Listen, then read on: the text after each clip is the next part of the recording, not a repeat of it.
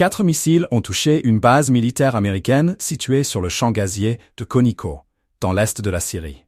Cette attaque survenue au cœur d'une région hautement stratégique menace de déclencher une nouvelle vague de tensions dans un Moyen-Orient déjà en ébullition.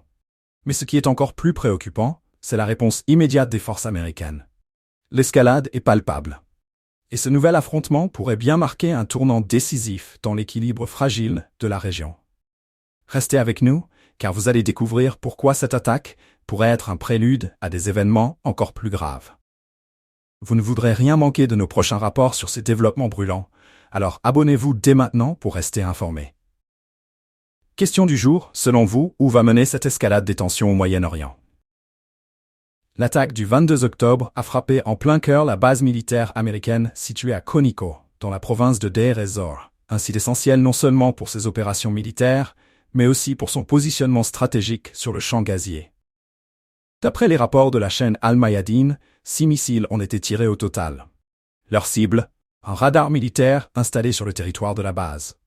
Peu après l'attaque, des explosions assourdissantes ont retenti, témoignant de l'ampleur des frappes qui ont secoué l'installation américaine. Les attaques contre les bases américaines en Syrie ne sont pas nouvelles, mais leur intensité et leur fréquence ont considérablement augmenté au fil des semaines. Ce qui est d'autant plus alarmant, c'est la réactivité américaine. Suite à cette nouvelle agression, les forces américaines n'ont pas tardé à riposter. Des tirs d'artillerie massifs ont visé les villages voisins de Ouaij as-Sakhr et Al-Jufra, tous deux situés dans la province de Deir ez-Zor.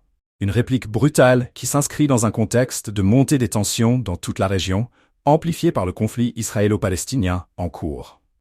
Ce n'est pas la première fois que la base de Koniko est prise pour cible. À peine quelques jours avant l'attaque du 22 octobre, une autre frappe avait déjà secoué la région. Le 11 octobre, l'armée américaine avait riposté par une frappe d'artillerie contre les troupes alliées à l'armée syrienne après avoir été directement attaquée. Cette attaque avait suscité une importante mobilisation des forces aériennes américaines, des hélicoptères ayant survolé la zone en permanence dans les jours qui ont suivi, montrant à quel point la situation était tendue.